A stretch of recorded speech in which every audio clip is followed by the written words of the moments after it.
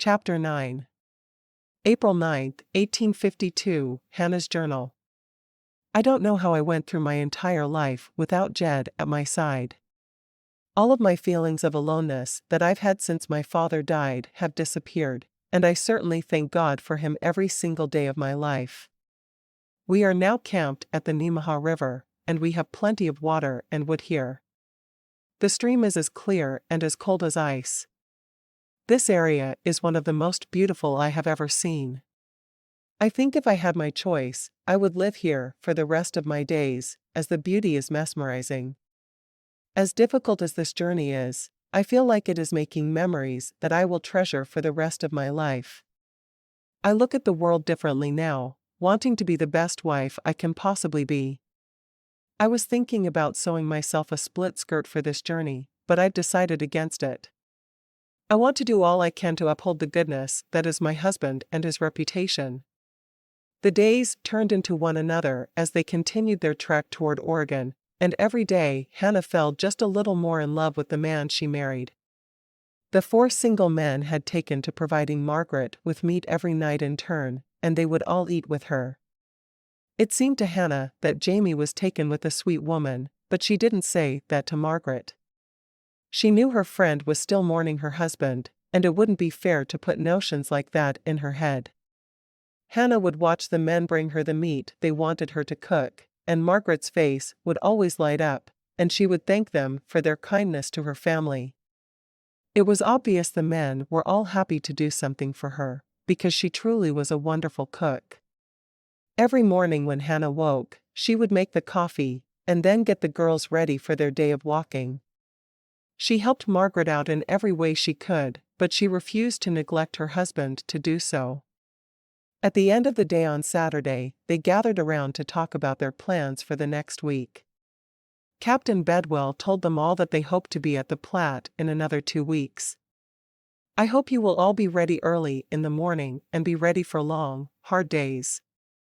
I do not want us to get behind schedule and miss out on finding our land this year. At this point, we're following our schedule perfectly. Let's keep doing so. Hannah looked forward to seeing the milestone Platte River. She'd heard so much about it as they'd talked about it a lot on the trail. She turned to Jed, who stood beside her, and smiled. We've made it 2 weeks, and we haven't even died of dysentery. Why would we die of dysentery? He asked, confused. I have no idea, but I've heard people are nervous about it. Hannah hurried off to fix their supper, thankful the next day was Sunday and their day off. She wished they had 2 storage barrels for water and not just one. Somehow, she felt the need to hoard water.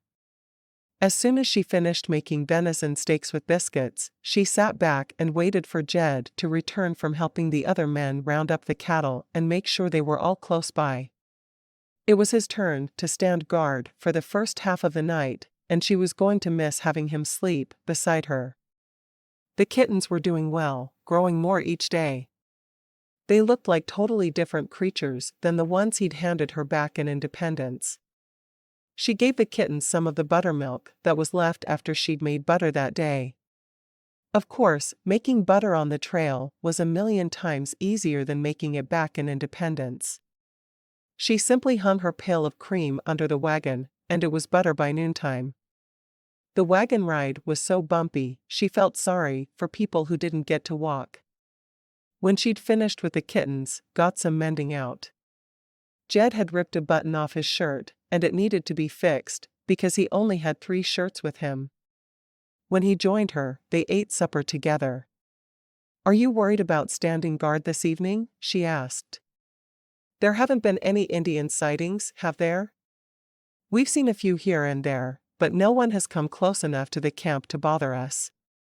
If you want to give me one of the dresses you're willing to trade, I'll keep it with me tonight in case we're approached by some. Hannah nodded. I'll make sure you get a dress after supper. Who are you standing guard with? Mr. Mitchell. He'll always be my partner when I stand guard, which will be about every 2 weeks. They offered to not make me help with guard duty, because I'm the preacher, but I am young, and I can handle both. It's better to let the older men who need to preserve their strength sleep. That makes sense to me. I hate that you have to pull double duty, but I know you're strong enough to do it. She looked down at her plate. I'll miss having you hold me as I fall asleep tonight. I'll miss you too. It's only for 4 hours, though, and then I'll be able to join you. What are you going to preach about tomorrow? She asked. I thought about preaching about the different ways God provides for us. He makes sure we get to rivers when necessary, and He has provided meat for us almost every night.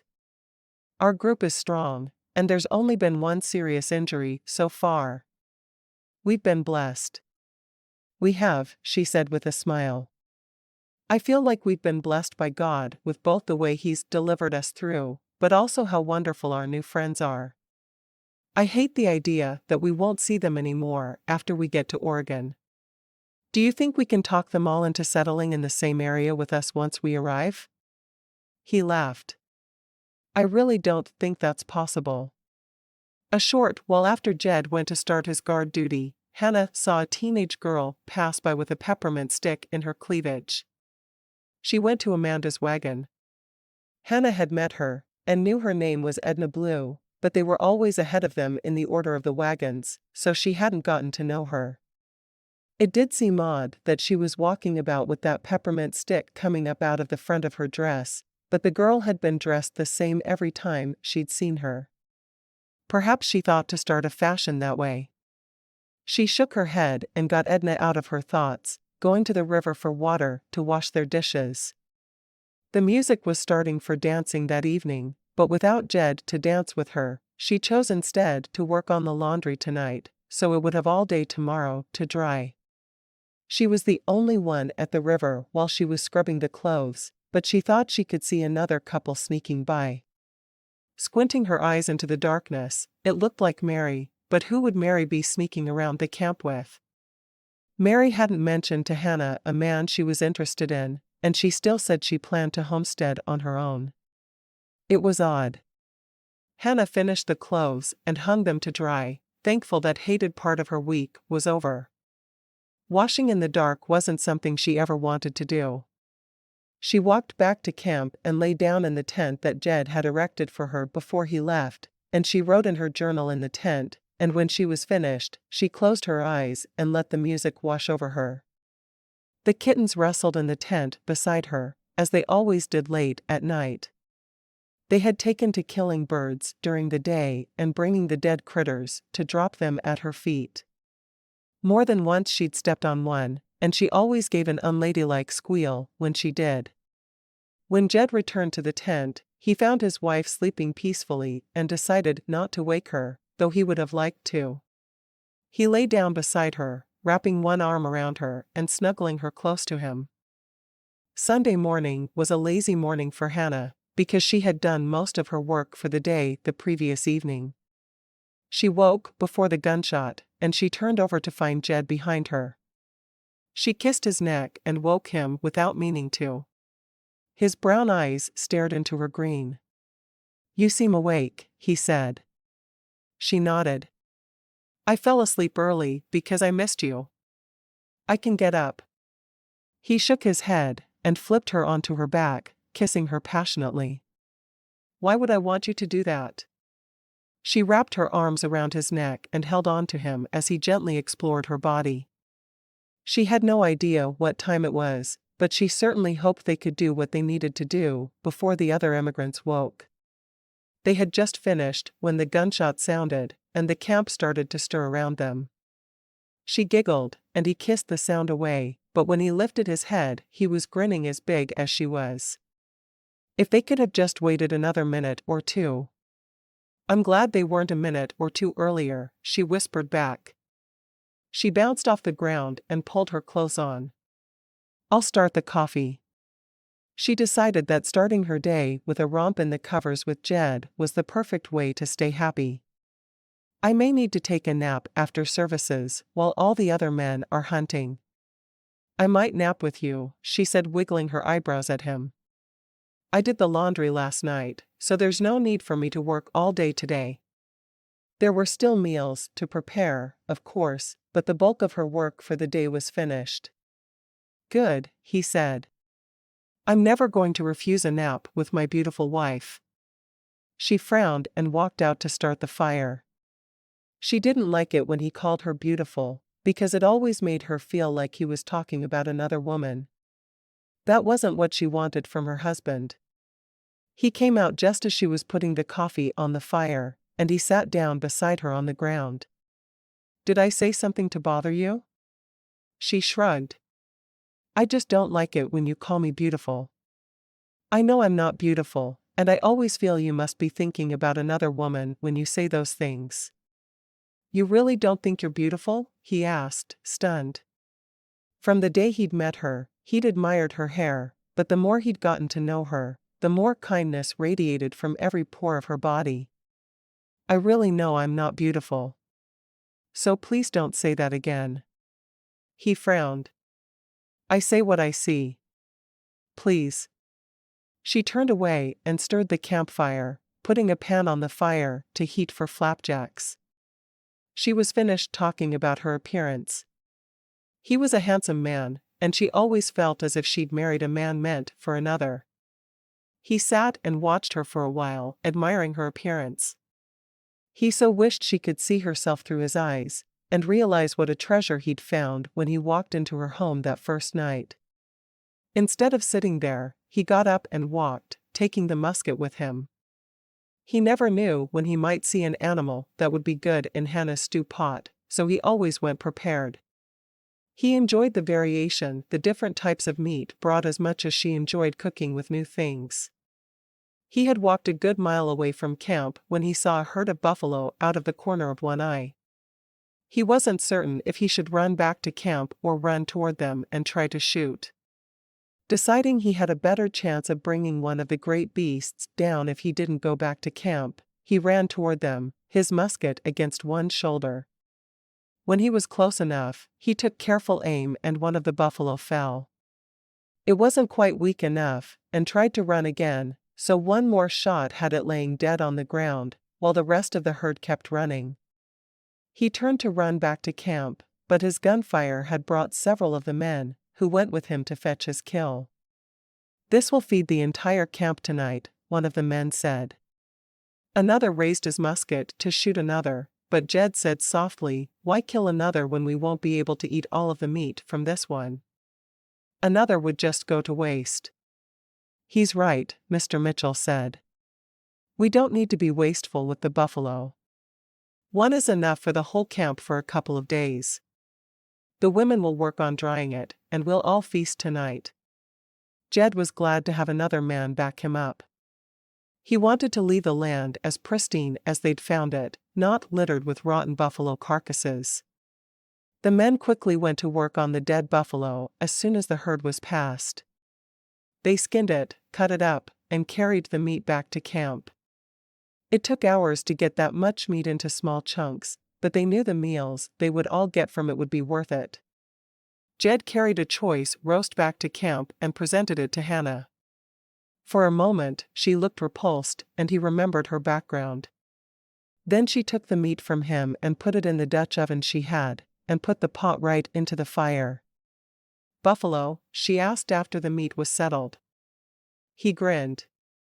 His pampered wife was learning to act first and ask questions later. "Yes. I shot it." She smiled up at him. "Mary is going to be disappointed. She wanted to be the first in the train to kill a buffalo." "Well, she can help dry the leftover meat then. There's more than enough to feed the entire wagon train with a lot left over." "Oh, wonderful.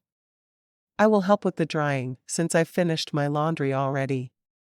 Of course, that would have to wait until after the noon meal, and the church service he would have for them all. He nodded, pleased that she seemed to be in better spirits than she had been when he'd walked out of camp a short while before. He reached for another cup of coffee and took a drink. He'd noticed a lot of the other emigrants had started to drink water, and while it sounded wonderfully refreshing to him, he didn't want to risk his health that way. Sure enough, by noon, one of the women he barely knew was sick that day. "We'll pray for your wife," he promised Mr. Henderson before the church services. By the time the services were over, they were digging a deep grave for the woman. Cholera took people quickly, and cholera was exactly what Mrs. Henderson had been diagnosed with. Dr. Bentley urged them all to begin drinking coffee, even the small children. "We don't know why it is, but people who drink coffee on the trail don't get sick and people who don't often die. Please everyone, drink coffee and not water." It was the first death in their wagon train, and all of them were hit hard by the news. It shouldn't have been unexpected, but somehow it was, and they were all shocked by her death. It had taken almost 2 weeks for them to lose one of their own, but the others who had died from previous wagon trains weren't living, breathing people to them, and Mrs. Henderson had been. Her husband and 3 children walked around camp looking lost without her. The children were all quite young, the oldest being 7 years old.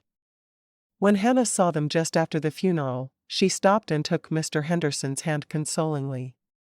"If you would like, I'll make sure your children walk with me every day from now on. There's no need for you to fret about them while you're driving your wagon." The man nodded, but seemed unable to say anything else. He was obviously devastated by the quick, unexpected death of his wife. The children were all looking lost and confused. Hannah walked with him so she could introduce herself. "I'm Mrs. Scott. I'll be walking with you starting tomorrow." "Your husband is the preacher, the tallest one," a boy said to her. "He is. What's your name?" "I'm David, these are Hattie and Alice. They're little, and I don't think they understand." David swiped at a tear on his cheek, angry that he was showing the emotion. "I'm 7. Hattie is 4 and Alice is 2. They need a mama." "They do," Hannah said softly. "I'm sure their papa will do what's right for them, though." "What's right for them?" David asked, his face earnest. "Your papa will know, even if you and I don't." Hannah looked at Mr. Henderson. "I have enough meat to make a huge meal tonight. Please come and eat with us, if you can." "I don't want to be around people," was all Mr. Henderson said. She could see by the look on his face that he was devastated to have lost his wife. "Then I'll bring some food to you, and you can eat it or not. I do think your children should eat." He nodded, and she turned and walked away, and the further she got away, the more she wanted to run and hide. And she did. She ran from camp and continued downstream for as far as she could run, and then she fell to her knees. Mrs. Henderson had not been someone she really knew, but the entire wagon train was her community. And her heart went out to those precious children who had lost the most important person in their world. She couldn't stop thinking back to the death of her own father, and the tears wouldn't stop. Even after she'd pulled her special hanky from her sleeve and used it for the tears, she couldn't seem to stop her ridiculous reaction. Jed found her, far from camp, kneeling in the dirt crying, and he simply put his arm around her and held her as she wept. He didn't necessarily understand her upset, but he didn't need to. She was bereft at the death of a stranger, and she couldn't stop crying, and it was his job to be strong for her. For the entire wagon train. She was his wife, and he would see to it that nothing terrible happened to her again. They went back to camp when she'd calmed herself, and she put on potatoes and carrots to go with the roast. She was determined to make the best meal she possibly could for those precious children and their father. Jed sat beside her, watching her work. "Do you want to talk about it?" At his questions, her tears started again. She couldn't speak because she was so upset, she was beyond words. Seeing those children, shortly after their mother had died so quickly, had been too much. She wanted desperately to explain to him why she was so unhappy, but she truly didn't have the words. Later she'd be able to speak, or so she hoped. As the day wore on, she found herself completely incapable of speaking to anyone.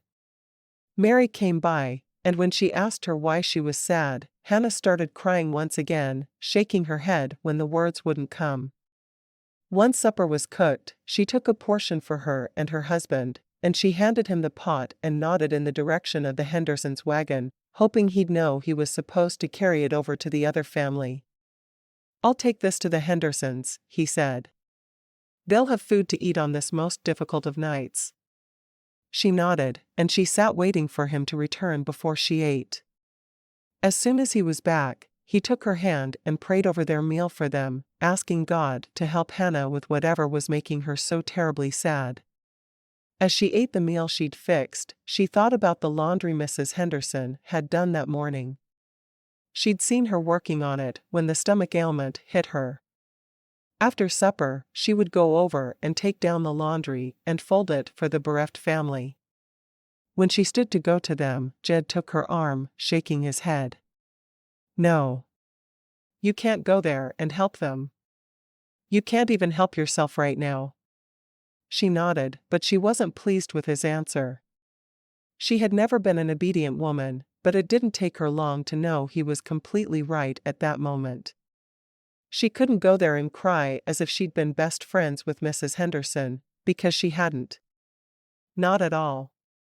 She loved her in a way that all Christians should love others, but her reaction was much worse than it should have been. She washed the supper dishes, and sat down in front of the fire with her arms wrapped around her legs. Hannah realized she didn't want to go on. She wanted to sit there in that camp and watch over Mrs. Henderson's grave. She didn't know the woman's first name, but she still felt the need to protect her and be with her. Her family would move on the following day and not even have a gravestone to visit to remember her. There was no gravestone. There was no cross. She was buried in a patch of dirt right on the Oregon Trail. Tomorrow, when the wagons rolled over that spot, the dirt would be pressed down, and it wouldn't be obvious that anyone had even died. Hannah knew it was a necessity to do things that way, because the animals couldn't really smell her that way, and the Indians wouldn't work that hard to find her scalp, but Mrs. Henderson deserved better than that. Hannah wanted to rant and rave and scream her sorrow for the ignominious burial the other woman had received but not deserved. Her children were well dressed, and they obviously loved their mother. How could a woman who was loved so well by their children ever deserve for that to happen? Jed put up the tent early, and she didn't even question him wanting her to go in there. What she was feeling would make no sense to others, but it made perfect sense to her. She had lost her father just as unexpectedly, and now she had neither parent to love or care for. She was as lost to the people she'd always known as Mrs. Henderson was. Why had she married and left Independence, when she knew that's where she needed to be? She loved Jed, and she hadn't regretted leaving with him before that moment. And now? All she could think about was if her mother died, she needed to have a decent burial with a headstone. If she wasn't there, who would see to it? Long into the night, her tears were still falling, and she fell asleep while still crying hysterically. Jed lay beside her, but he could sense she didn't want his words, and even more she didn't want his touch. Once she was asleep, he pulled the covers over them both and he draped his arm around her. He wished he could find the words she obviously needed to feel better, but he didn't have them inside him. He was awake long after her breathing became even, because he wanted to help her, and all he could think to do was pray, and he prayed with all his might that the Hendersons would find peace, but more than that, he prayed that his wife would find a way to get past her sorrow over the death of a stranger. If anyone had ever needed a miracle, he needed one at that moment. Chapter 10. April 10, Sup, th/Sup, 1852. Jed's journal. I'm not certain what to do at this moment. We had our first cholera death from our wagon train yesterday, and we lost a young mother with 3 small children. She was someone neither of us knew well by the name of Nellie Henderson. She was sick at noon, and we buried her before 3 in the afternoon. Her death was quick and saddening. Also, yesterday, I was the first to get a buffalo from our wagon train. My wife made a beautiful roast with carrots and potatoes, and she had me take it to the family. Before that happened, though, she introduced herself to the husband and all 3 children. The children will now walk with my wife every day, while I drive our wagon. Her life is going to be more difficult because she has so much compassion for these people. When she had spoken to them, she turned and ran from the camp, crying hysterically. She must have run a mile, and this, from a woman who tells me her feet ache on a daily basis. She had a day when she didn't have to walk the trail, and instead she ran a mile back before sinking to her knees and sobbing hysterically. She has been unable to speak since that moment. I do not know how to help her, and I have prayed and prayed. I have been up all night trying to think of what I could do to take the burden of her sorrow from her. I cannot come up with a solution. I pray God tells me what to do for her, so I can continue to have my bride on my side. I am afraid she will find her voice again and beg for me to take her back to independence. I would not want to, but I would do it and stay there with her if need be. She is a great deal more important to me than free land in Oregon. I pray it won't come to that. Hannah was still in a daze most of the next day. Thankfully, Mary took the children who usually walked with her under her wing and watched out for them. She kept trying to talk to Hannah, but Hannah didn't find herself capable of doing anything more than going through the motions of their journey. She made breakfast, walked, ate lunch, but forgot to take Jed his lunch, and she fixed supper. She did everything she knew she had to do, but she did nothing more. She didn't speak to anyone, and she didn't know if she would be able to anytime soon. When Jed came to her at supper, he spoke to her using a soft voice, and tried to get her to talk to him. She looked at him, and she opened her mouth, but no words came out, and the tears came back into her eyes. She made extra supper again, thanks to the buffalo he'd killed the day before, and he took the extra over to the Hendersons.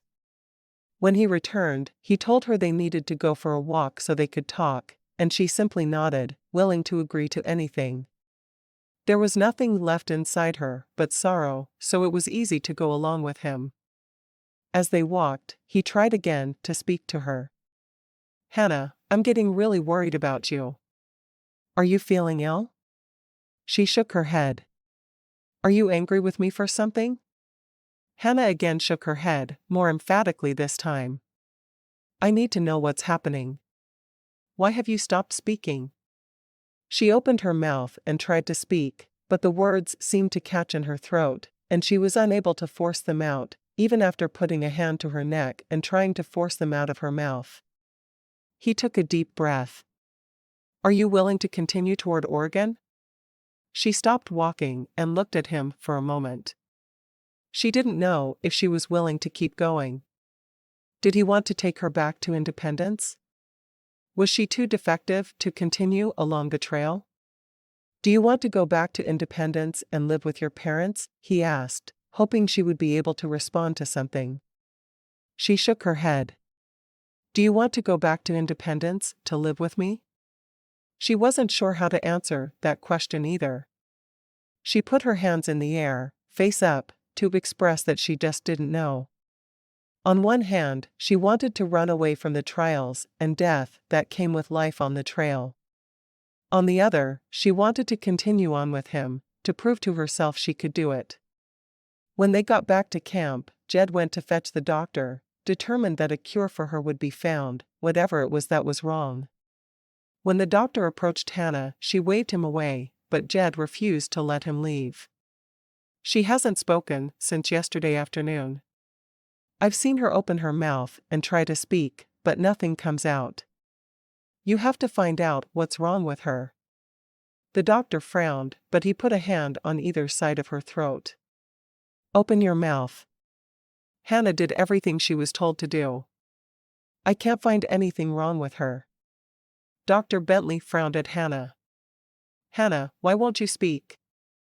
Hannah immediately started crying again. She couldn't explain her deep sorrow at the other woman's death. She didn't know how to explain, but she knew that Jed wasn't going to rest until he knew. Instead of trying to speak again, Hannah let the men talk, and she walked to her journal and wrote. I'm not sure why I'm so upset at the passing of Mrs. Henderson, because I barely knew her. I was fine until I looked into the eyes of those precious children, and I thought about them never having a mother. I thought about the wagon wheels going over her grave, and I even understand the reasoning behind it, but I can't help that it shattered my heart when it happened. I think about her grave, devoid of headstone, and I think about those children who all loved their mother dearly, who will now spend the rest of their lives wondering if she would have been proud of the things they do. They'll wonder if she would have been happy with their choice of a woman or man to marry. They'll wonder if she'd have been proud of their professions and their avocations. Those children lost part of themselves yesterday, and it was a big important part of themselves, and I mourn for them. I mourn for myself because I lost my father in an instant, just as they lost their mother. I mourn for myself because I will never again see my mother to know if she's proud of me. I will never again visit the headstone of the father who was one of the most important people in my life, and whom I miss dearly. I miss him every day. I miss him every hour. Since I've met you, I've often forgotten to miss him though. He hasn't been on my mind as much as he once was, and I feel like I'm forsaking that memory. I looked into those children's eyes, and I knew they were just like me. I wanted to take their pain from them, but the very thought of their pain was too much for me to bear. Yesterday changed 4 lives in a way that can never be mended. I want to mend those lives, but she's 20 miles behind us on the trail, and her body will remain there forever, even as her heart travels with her children. I try to talk, but the sorrow is so overwhelming that the words will not move past my throat. I do not mourn for Mrs. Henderson. I mourn for her children and the mother they have lost. Yesterday, those 3 darling children woke up to a mother who made their breakfast, washed their clothes, and fixed their lunch. She was dead before she had a chance to fix their supper. I mourn for them.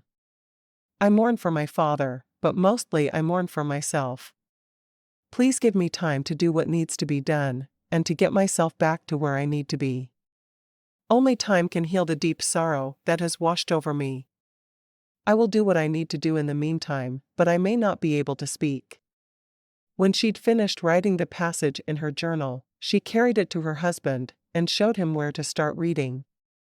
The doctor had already left, which pleased her, because she didn't want him checking on her. She wasn't sick. Her heart was shattered into a million pieces. And that was entirely different. Jed carefully read everything that Hannah had written, and when he was finished, he felt he finally understood. You feel guilty for leaving your father's grave, and it's bringing back his death all over again. Hannah nodded emphatically, and took the journal back, thinking there was one more thing she could write that would help him understand. I wonder if us being on the trail helped contribute to her death. If there hadn't been a pastor on the trail, would she have still gone? And would she have died? Is the trail just a long march to our deaths? Will we come out alive, and if we don't, what will become of the children I know we are meant to have? Jed read the last of what she wrote, and nodded. Let's go in the tent and talk. It wouldn't keep people from being able to hear them, but it would keep them from seeing her. I don't think we have any responsibility in the death of Mrs. Henderson. She made her choices. Even if the choice was out of her hands, and her husband ordered her to follow him, she made the decision to do as she was told, and the responsibility ultimately lies with her. Hannah nodded. What he'd said made sense to her. We are not on a death march. I do know people who have made it safely to Oregon, and those people live there happily now that they've arrived. Even Captain Bedwell has been there and says we need to go. I think we will not be giving God everything we should give him if we don't make the trip. I can minister there in a way I truly can't in the East. I can do his work in a way that I've always dreamed of doing. Do you believe that's a good reason to endure hardship? For our God? Hannah nodded. She did believe so. But did that mean they wouldn't be culpable if they were meant to have children and they didn't? Then what we need to do is put our future and our children's future into God's hands. We cannot give him our worries and our fears and constantly take them back from him when we want to. We need to place them entirely in his hands forever. Jed took Hannah's hands in his own. I know this has been a hard 2 weeks, and there will be many more hardships on the trail. I won't lie to you about that. This trail is one of blood and many tears, but I believe this is the way God wants us to go. So, I will go there. Do you want to go with me? Her eyes were filled with tears as she nodded. I want to go. At the sound of her voice, even though it was filled with tears, he felt something break inside him. Pulling her close, he held her and stroked her hair. I have been so worried about you, Hannah. He was so relieved to hear her speak, even though he knew she was still suffering. She sniffled, feeling the torrent of tears coming again, but she knew she would be able to function again. She could speak, and she would continue doing so. Maybe she couldn't do it for herself, or even for the Henderson children. But she could do it for her Jed and for her God. Settling down into their makeshift bed, Jed pulled her against him and held her, continually stroking her as she wept herself out. His touch had no sexual quality to it. He was a man who was doing everything he could to soothe the woman he loved beyond belief. And as soon as she was ready to hear it, he would tell her how very much he loved her, and he prayed she would say the words back to him. Never in his life had he imagined he would fall in love with a woman as he had with Hannah. She completed him as no other woman really could. He wanted to kick himself for putting her through the sorrow she was experiencing, but he knew her place was there with him. And what's more, he knew she knew her place was there with him as well. Asterisk. On Wednesday of that week, Mary and one of the men were able to get 4 antelope, which was more than enough to feed their entire wagon train. Hannah fixed meals for her and Jed and the Henderson family, who had started walking with her for the past 2 days.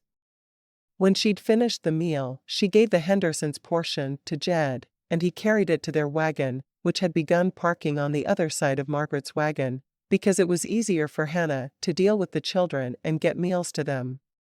When Jed returned to camp, he took his plate and Hannah's and told her to grab a blanket, because they were having a picnic dinner.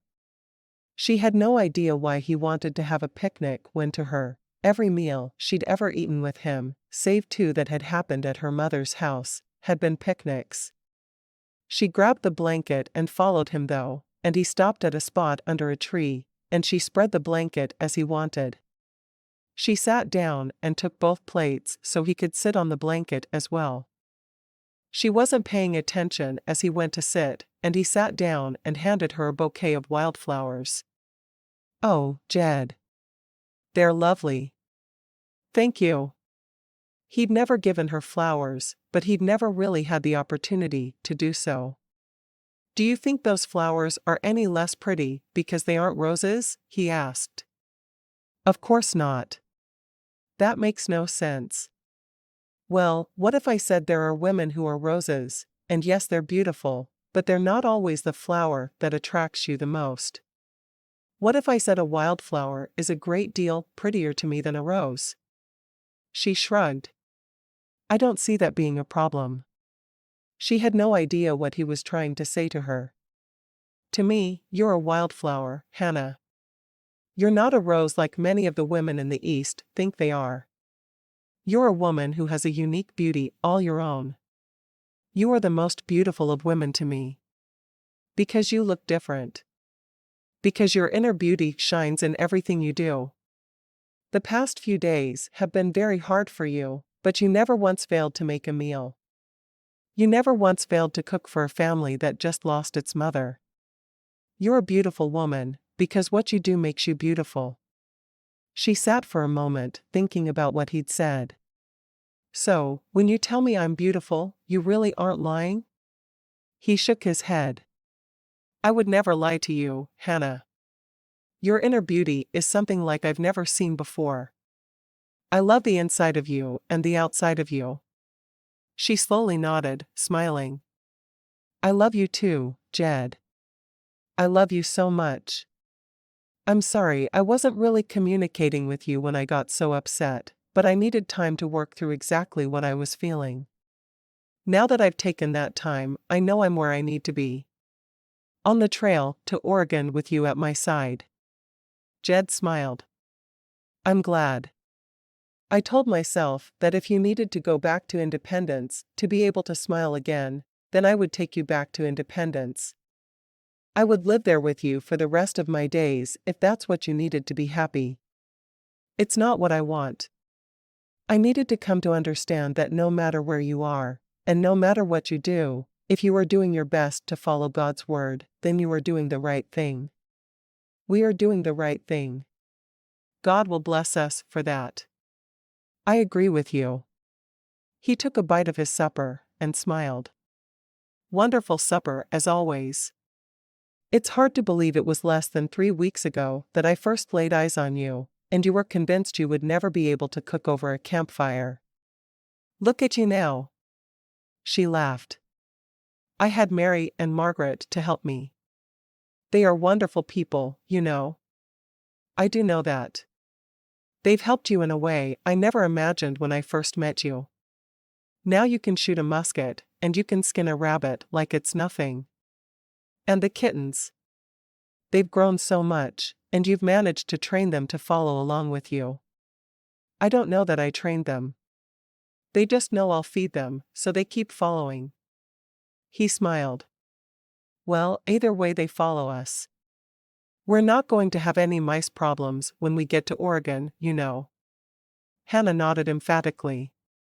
I do know that. No mouse problems. No bird problems. I think if they worked as a team, they could take down a squirrel. Or even a buffalo. I think the buffalo might be out of the question for them, he said with a smile. You're wrong. If I could keep going after how I felt on Sunday, then those 2 kittens can take down a buffalo. You know we're going to have dozens of children, and someday, they're going to read those journals we keep scribbling in, right? Do you think they'll ever make a game about the Oregon Trail? Where everyone dies of dysentery? They might, Jed said, looking at her strangely.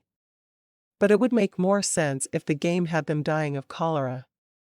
Dysentery isn't nearly the killer on the trail that cholera is. I guess so. Still, in 100 years or so, they may think that dysentery is the killer. Maybe so. He leaned forward and kissed her softly. I just hope in 100 or even 200 years, people realize that the people on the Oregon Trail were real people who went through hardships to get where they were going.